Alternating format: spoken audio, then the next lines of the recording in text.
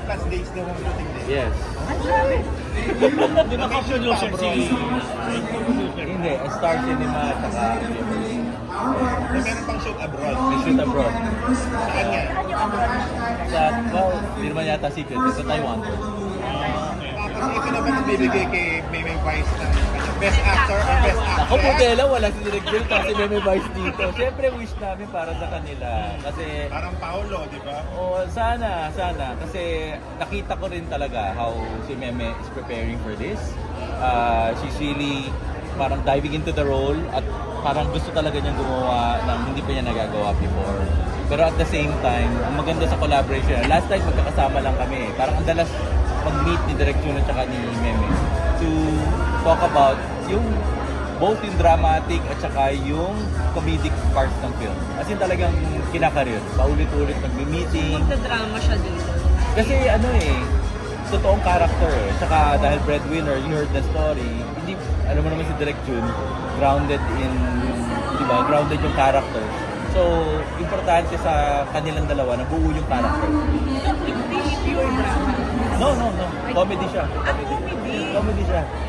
Pero parang It's drama eh. parang, hindi, kasi pag alam mo naman si Direk Jun kahit naman ang team mo, seryoso, kaya niyang i-atake ng comedy. Pero dito, Comedy ano to. classification niya? Comedy siya. Okay. Comedy siya. I mean, pag pinanood mo, ang ano lang talaga siguro, maninibago lang ang tao dahil yung sitwasyon ng OFW na bumalik, di ba? Tapos may is very real. Okay. Pero yung comedic situation, which is nasabi naman, di ba, na pagkamalang namatay na, yun yung comedic May relief. pretend siyang patay. Oo, kailangan niya mag-pretend na patay na siya. Pero point, pinakausap mo na si Bai na eto na nga officially Hindi pa. included. Kayo Hindi una pa. nakausap ko. Okay. So, pero meron siyang kahit paano inkling na... Hindi, alam ko nanonood sila ng live sa set. Kasi ka-text ko si Jun kanina Nag-shooting sila ngayon. Oo, magkakasama sila dun sa may Sampaloc. Kaya pupunta ako doon. Okay. Direct nabanggit ko kanina yung preparation ni Meme Vice. Can you share anong preparation ginagawa ni Meme Vice for Hindi ko ma-share lahat kasi ayoko ma-preempt siya sa pag-announce niya. Basta definitely, this has been something that we've been working on. Ano po ba? Parang February, January pa, nag-uusap na about a story like this. Kailan yun yung lumabas ng magkakatrabaho sila ulit? Yun. Around that time. Yan, thank you, Direk. And any reaction po na this pagbabalik ni Meme Vice sa Metro Manila Film Fest and makakasabay niya nga uli si Boss Vic with Piolo? Well, Nakaka-ano interesting siya. nga Interesting kasi parang iba rin yung material ng ni Bossing at saka ni Piolo. Fantasy. So parang, I think it's interesting kasi you got the familiar faces in new genres or new situations with working with new collaborators, di ba? Parang bago. Pero familiar. significance ng Taiwan sa kwento. OFW kasi siya So, kailangan talaga manggaling sa Taiwan. kwento ng OFW galing sa ibang bansa. Umuwi. Direct mo pressure ba sa inyo? Kasi parang ang dating talaga sa amin. Taas. Nung una namin nalaman na you will be directing Vice Ganda and all. Direct Ang Jun. dating, or Ah. Direct Jun. Parang nandun yung expectation, nandun yung desire ni Vice in a way to be na naman. May ganun.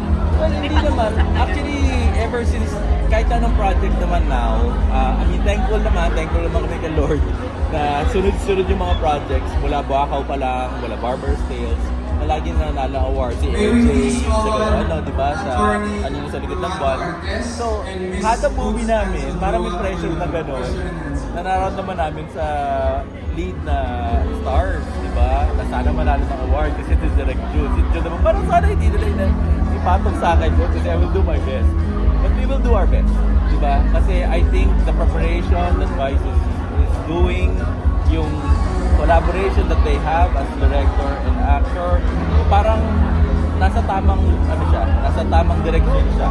Kasi parang nakita ko na to sa kung paano nag-collaborate si Direk Jun with Tito Eddie, with Uge, di ba? With Paolo, ganyan So I'm just happy na nag-gel sila together.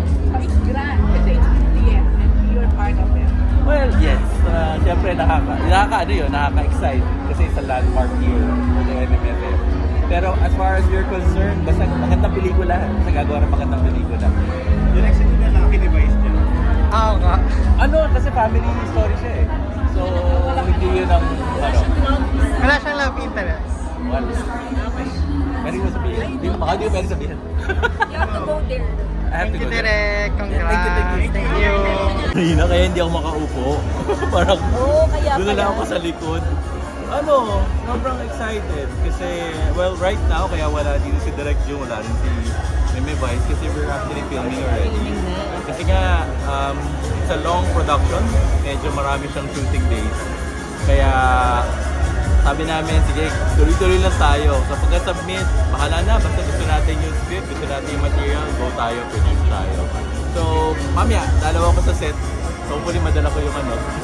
Direk, ano ulit ang title nito? And the breadwinner is At sino ang mga bida? Vice Ganda, Eugene Domingo, Gina Pareño, Matol. Jong Hilario, Matol ba? Maris Racal, Anthony Jennings, Cocoy De Santos, Gladys Reyes. Direk, ngayon mo lang nalaman na kasama kayo or may nagpahatid sa inyo na Alam mo, hindi. Ang dami nagsasabi dahil si Meme Vice, di ba, pagbabalik. So, parang, no, sure yan, sure yan. Sabi ko, hindi ko lang sure sa buhay na to, kung di natin alam. At saka depende sa decision ng selection committee. So, dumating ako dito, parang, hindi ko alam. Hindi ko talaga alam kung ano mangyayari. And I think, wala yata may alam this time.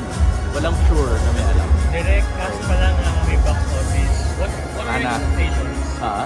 What are your expectations? Well, we expect people will like it. Ayun lang siguro. Kasi talaga nangangarir lahat. From Direk Jun, our director, from Carlo Mendoza, award-winning cinematographer, to Ken Tolentino, award-winning editor, our production designer, Jay Loconanan, lahat nangangarir. Even si Meme Vice, even with the look of Meme Vice, kinarir talaga nila. Ay, okay, sige, may dadaan daw na. Sa long production, medyo marami sa kaya sabi namin, sige, tuloy lang tayo. Nasubmit, wala na, gusto natin yung script, gusto natin yung material, so, mamaya, dalawa ko sa set, hopefully madala ko yung ano. Direk, ano ulit ang title nito? And the breadwinner is And the breadwinner. Sino ang mga bida? Vice Ganda, Eugene Domingo, Gina Pareño, Jong Hilario, Matol ba? Maris Racal, Anthony Jennings, Cocoy De Santos, Gladys Reyes. Direk, ngayon mo lang nalaman na kasama kayo or may nagpahatid sa inyo na Alam mo, hindi.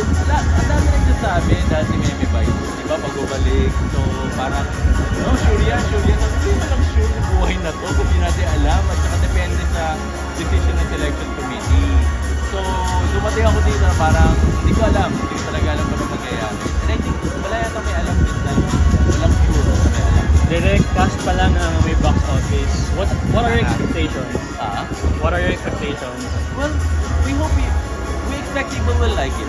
Ayun lang siguro. Kasi talaga nangangalir lahat. From Direk Jun, our director, from Carlo Mendoza, award-winning cinematographer, to Ken Tolentino, award-winning editor, our production designer, Jay Loconanan, lahat nangangarir.